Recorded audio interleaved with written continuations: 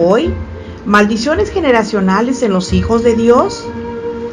Como siempre, será la Escritura quien nos responda, y para eso la escudriñaremos para entender en qué consistió realmente el sacrificio de Cristo y si es verdad que todavía tenemos que pasar por un rompimiento de maldiciones generacionales. La doctrina de la liberación de maldiciones generacionales causa mucha inseguridad entre algunos creyentes que se preguntan, ¿por qué les pasan cosas? Pues les han hecho creer que es por maldiciones que vienen arrastrando de sus antepasados, y para esa falsa doctrina se basan en pasajes del Antiguo Testamento que ni siquiera son enseñanzas para los cristianos. Juan 8:36. Así que si el Hijo os libertare, seréis verdaderamente libres. ¿Qué dice? ¿Libres de mentiritas?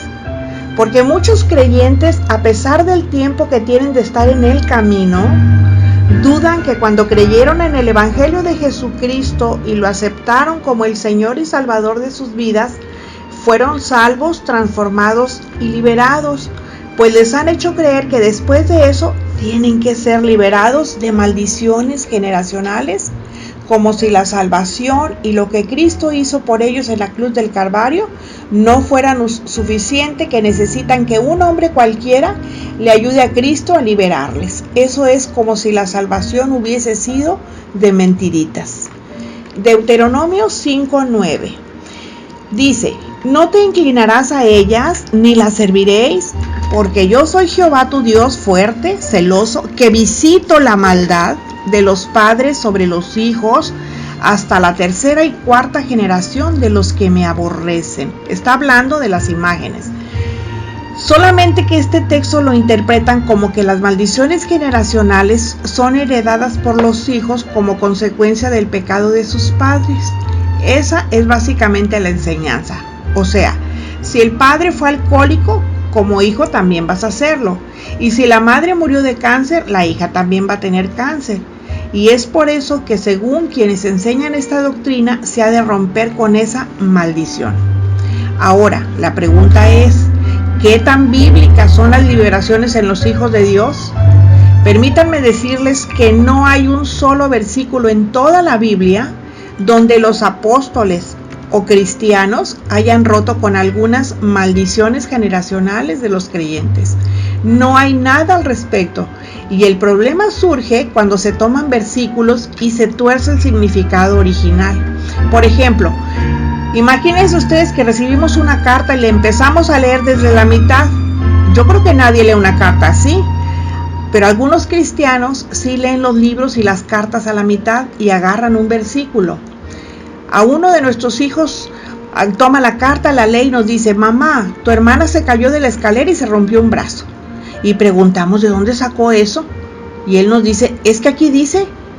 Sí, hijo, pero eso fue hace 3 años. Fíjate arriba la fecha. Ahora sigue leyendo y verás qué dice. Ya estoy bien, ya hasta puedo correr. Pero algunos que se dicen cristianos son tan faltos de sentido común que no ven el contexto. ¿Quieren un ejemplo? Proverbios 6:2. Te has enlazado con las palabras de tu boca y has quedado preso en los dichos de tus labios. Los maestros de esa doctrina enseñan que si decimos que hay crisis y nos va a afectar, sucede porque lo estamos confesando. Y obvio, quienes están infectados con esas doctrinas nos van a decir: cancela las palabras porque lo que dices recibes.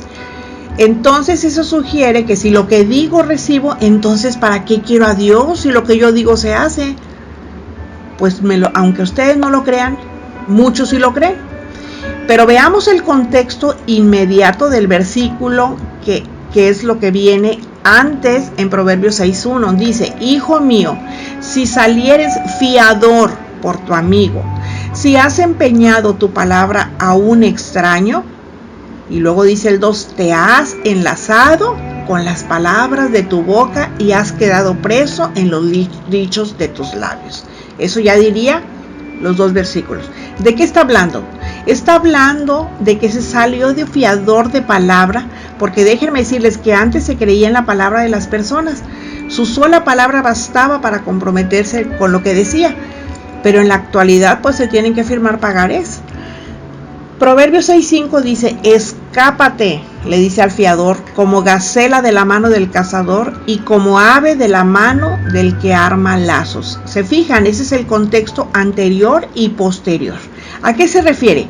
A que si confesamos positivo se hace lo que pedimos, o dice que no salgamos del fiador por nadie, porque está hablando del fiador.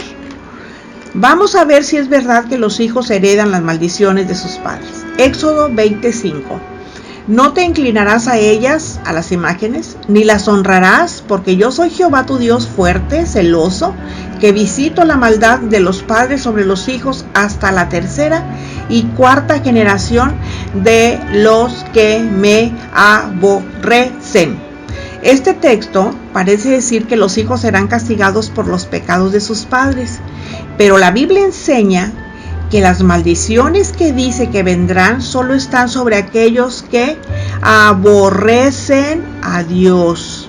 Y los hijos de Dios no lo aborrecemos, así que no tiene ningún efecto sobre nosotros. Visitar es castigar, y el castigo que habla aquí no es para quienes amamos a Dios, es para los que lo aborrecen.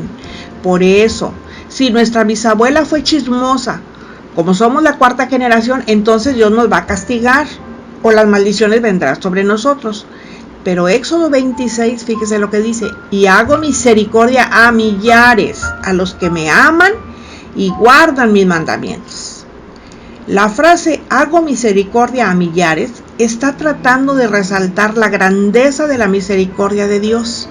¿Por qué digo esto? Porque no hay un solo versículo en la Biblia donde diga que precisamente los hijos heredan el castigo por los pecados de los padres. La interpretación de que las maldiciones generacionales son originadas y ejecutadas por Satanás es porque supuestamente tiene autoridad legal sobre nosotros, pero ese concepto es totalmente antibíblico. Y sí, es verdad lo que dice Primera de Juan 5:19, sabemos que somos de Dios y el mundo entero está bajo el maligno. ¿Pero qué significa? ¿Nosotros vivimos en el mundo? Sí, pero no somos del mundo. ¿Eso significa que si el mundo entero está bajo el maligno, nosotros también? Por supuesto que no. Quienes están bajo el poder e influencia del maligno son solamente los que desobedecen a Dios, y los pecados que cometemos son por nuestra propia concupiscencia. Y Satanás nos tienta de afuera hacia adentro, pero quien toma la decisión de pecar o no somos nosotros. Él no nos puede obligar. Lo que Éxodo 25 dice, no te inclinarás a ellas ni las honrarás, porque yo soy Jehová tu Dios fuerte, celoso, que visito la maldad de los padres sobre los hijos hasta la tercera y cuarta generación de los que me aborrecen, nos dice, es que Dios maldice a los que se postran ante las imágenes, y el que castiga es Dios, no Satanás. Quien dice visito la maldad es Dios, no Satanás. Entonces, quien cumple la maldición es Dios, no Satanás. Satanás no tiene ni el dominio ni el control porque no tiene autoridad legal sobre la gente, ni es el que tortura por medio de la enfermedad. Así que quien castiga es Dios, no Satanás. Les invito a que escuchen el estudio número 80. ¿De verdad Satanás está bajo nuestros pies? Ahora, supongamos que el castigo de las maldiciones se hereda. ¿Quién puede romper la maldición que Dios estableció? Pues nadie. Por ejemplo, si tenemos una conocida no cristiana que tiene cáncer y vamos a orar por ella y nos dice que su bisabuela, su abuela y su madre murieron de cáncer y ahora ella lo tiene, nosotros les decimos que es una maldición que está sobre su vida y oramos en el nombre de Jesucristo y decimos, cancelo toda maldición. Mi pregunta es, ¿cómo nos atrevemos a quitar de la gente algo que Dios en su ira y en su enojo lo puso por rechazar a su hijo?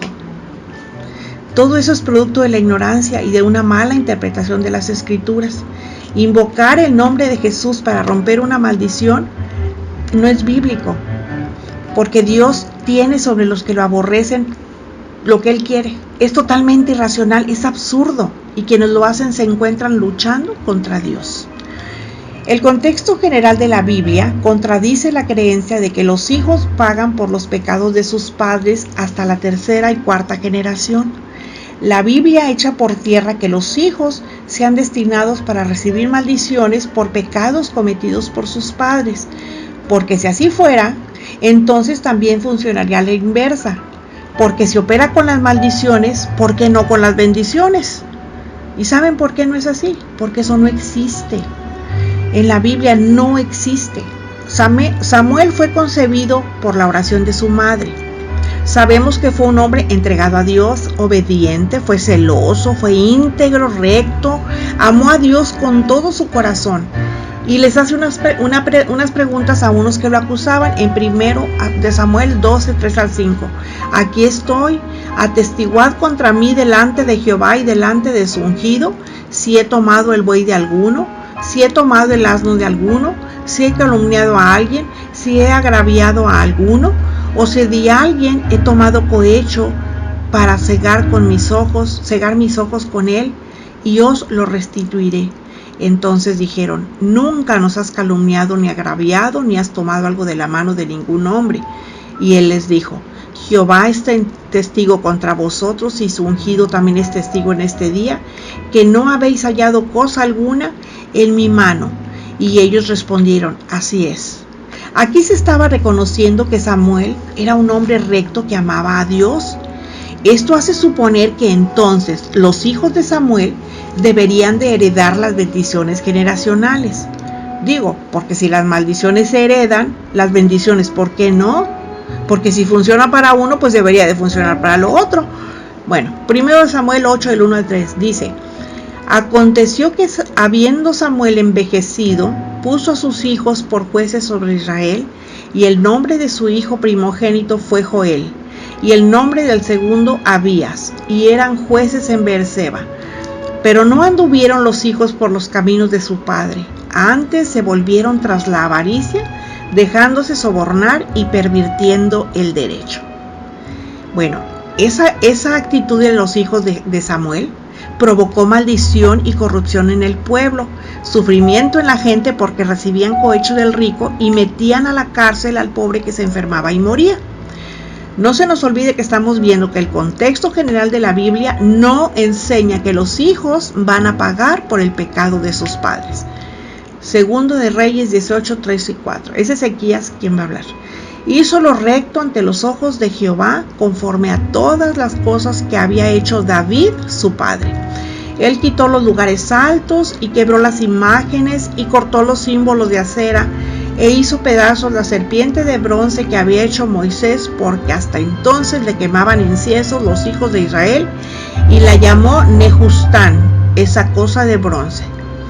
En Jehová Dios de Israel puso su esperanza, ni después ni antes de él hubo otro como él entre todos los reyes de Judá, porque siguió a Jehová y no se apartó de él, sino que guardó los mandamientos que Jehová prescribió a Moisés, y Jehová estaba con él, y a donde quiera que salía prosperaba.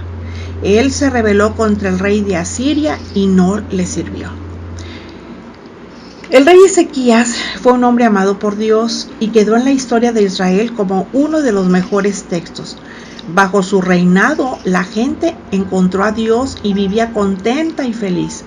Y cuando el texto dice David su padre, se refiere a generaciones atrás que vienen del linaje de David.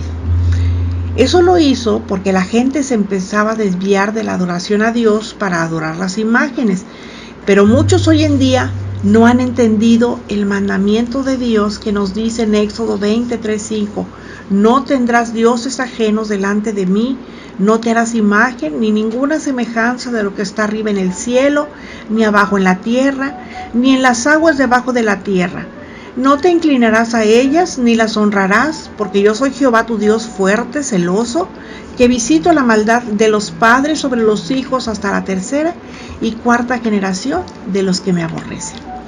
Según la teoría de las maldiciones generacionales, si se habla de maldición, tendría que hablarse de bendición por causa de los padres.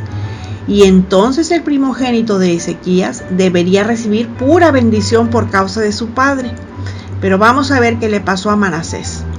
Segundo de Reyes 21, 1 y 3. De 12 años era Manasés cuando comenzó a reinar, y reinó en Jerusalén 55 años.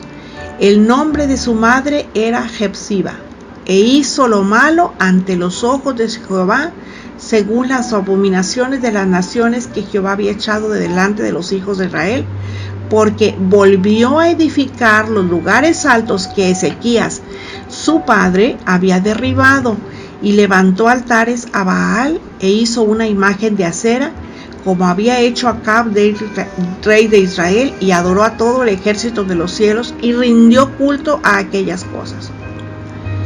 Esto implica que los descendientes de Manasés iban a recibir el castigo. Pero lo que estamos viendo aquí es que Ezequías fue un rey bueno, fue un hombre amado por Dios y quedó en la historia de Israel como uno de los mejores reyes. Pero su hijo hizo todo lo contrario a lo que él hizo. Ahora, supongamos que las bendiciones generacionales no se heredan, pero las maldiciones sí. Y Dios va a visitar a los hijos hasta la 4ª generación. Entonces los hijos de Manasés deben pagar las consecuencias de la idolatría de su padre según la creencia de las maldiciones generacionales. Bueno, vamos a ver 2 de Reyes 2, 18 al 20. Y durmió, o sea, dormir significa morir. Y decimos esto porque a nadie que se duerme lo sepultan. Durmió Manasés con sus padres y fue sepultado en el cuarto de su casa, en el huerto de su casa, en el huerto de Uza, y reinó en su lugar Amón, su hijo. De 22 años era Amón cuando comenzó a reinar, y reinó 2 años en Jerusalén. El nombre de su madre fue Mesulemet, hija de Jarús de Jotba, e hizo lo malo ante los ojos de Jehová, como había hecho Manasés su padre. Recuerden que estamos viendo el contexto general de la Biblia para sacar a la luz si es verdad que los hijos pagan las consecuencias de sus padres según la doctrina de las maldiciones generacionales. Porque Manasés se muere y su hijo Amón, y sube su hijo Amón, y procedió de esa manera porque Dios o Satanás lo había atado y estaban operando en él las maldiciones generacionales según esa doctrina. Pero si vemos la historia, en ese tiempo había un desastre en esa nación porque había corrupción y muchas cosas malas. Y estos textos de Manasés, que fue un rey impío, y su hijo Amón, es un favorito porque dicen que se repitió el patrón y hay que romperlo. Pero resulta que Amón también tuvo un hijo que se llamó Josías. Vamos a ver 2 de Reyes 21, 25 y 26. Los demás hechos de Amón no están todos escritos en el libro de las crónicas de los reyes de Judá. Y fue sepultado en su sepulcro en el huerto de Uza, y reinó en su lugar Josías su hijo. Podríamos decir, ay, pobre de Josías, va a tener muchas calamidades, su vida habría sido un desastre. Eso según la mala doctrina que enseña que Dios visitará hasta la 4ª generación de los que hacen maldad. 2 de Reyes 22:2. E hizo lo recto ante los ojos de Jehová, y anduvo en todo el camino de David su padre, sin apartarse a derecha ni a izquierda. Esta es una revelación que debemos de seguir, y la pregunta aquí es, ¿quién fue el abuelo de Josías? Manasés. ¿Y quién fue su bisabuelo?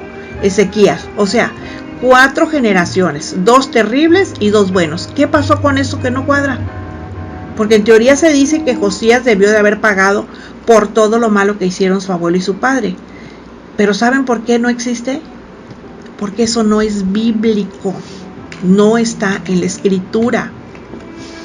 En 2 de Reyes 22, 3 y 24 dice todo lo que Josías hizo. Fíjense lo que hizo: limpiar la casa del Señor, restablecer la adoración y culto a Dios, y obedecía a Dios. Tumbó todas las imágenes y los sitios idolátricos, desapareció y limpió toda la tierra de aquello que es causa de maldición.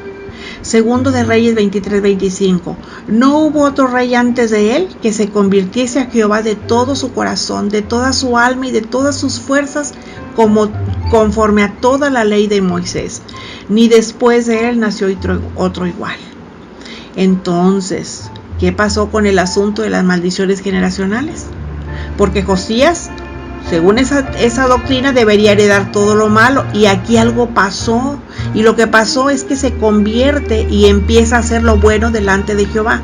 Y cuando una persona se convierte de corazón después de haber hecho lo malo, sucede que es lo que dice 2 Corintios 5:17, de modo que si alguno está en Cristo, nueva criatura es.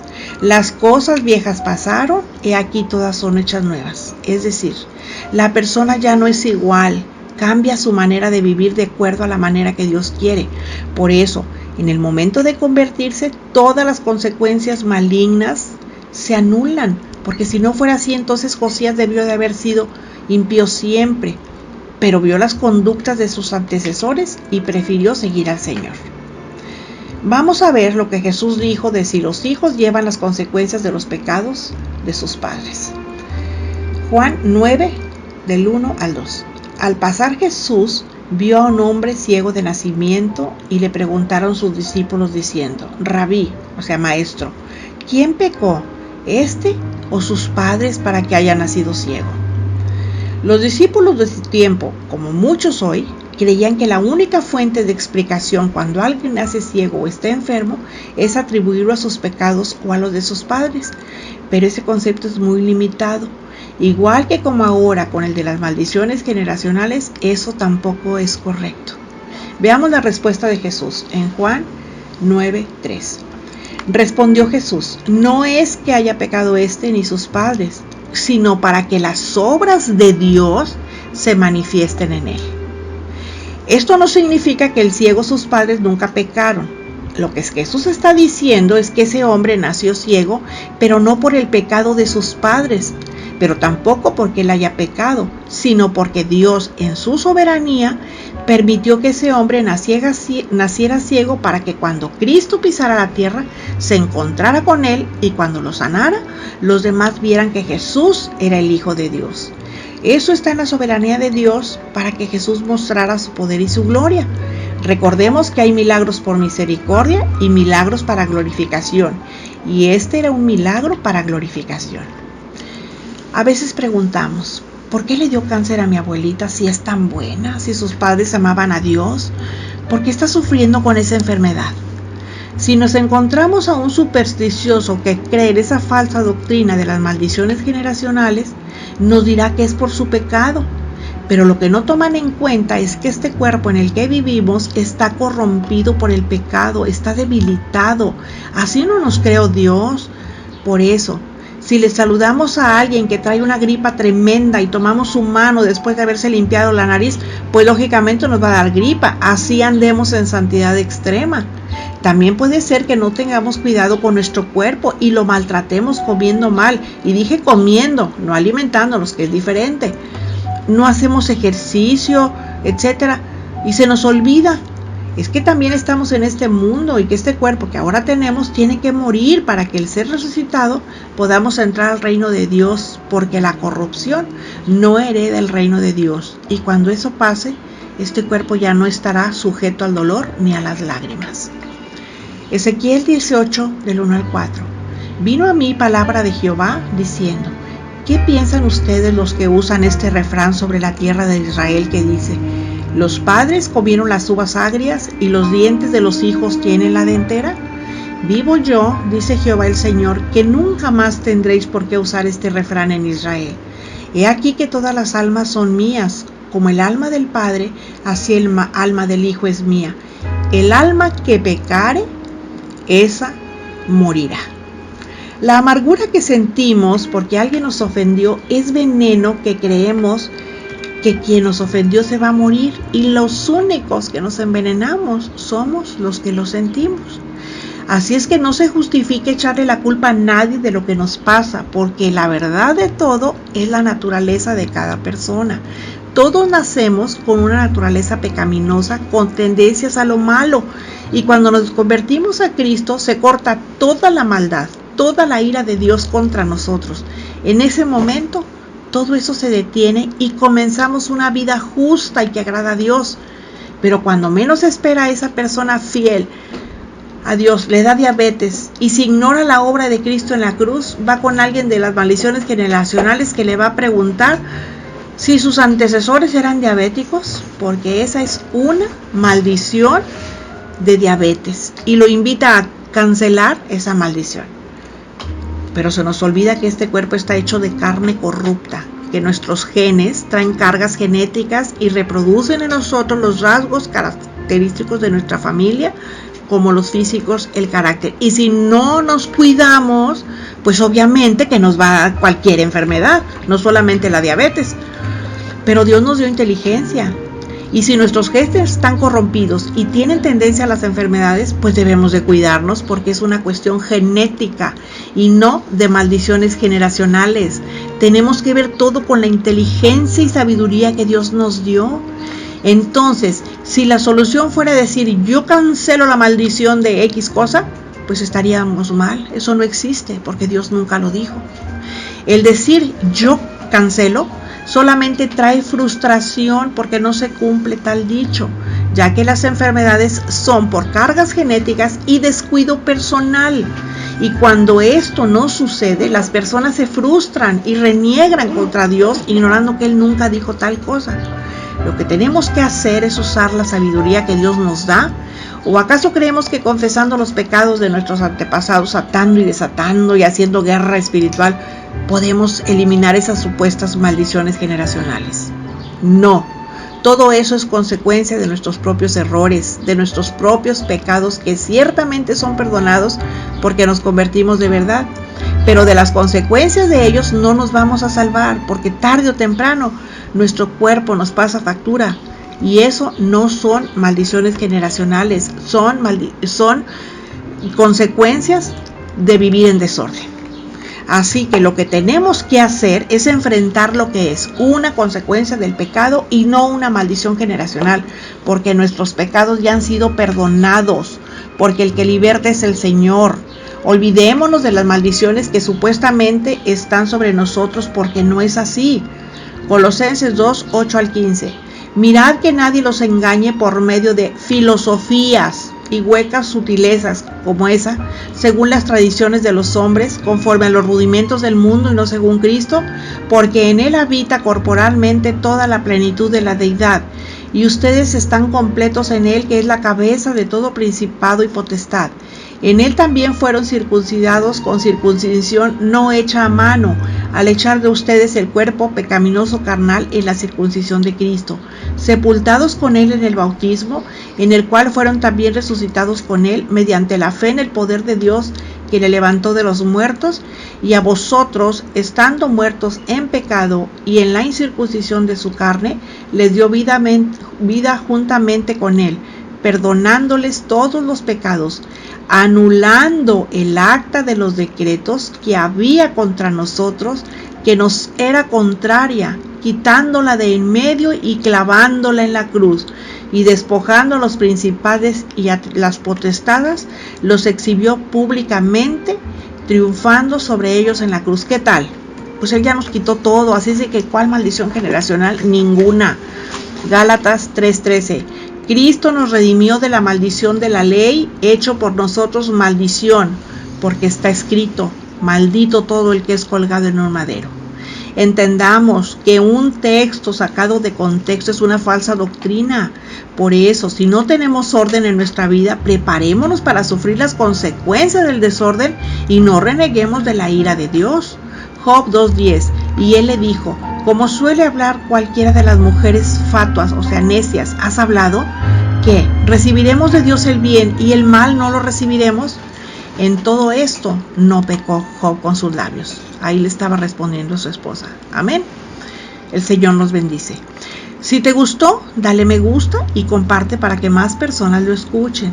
Suscríbete y si haces clic en mi nombre, podrás seguir escuchando.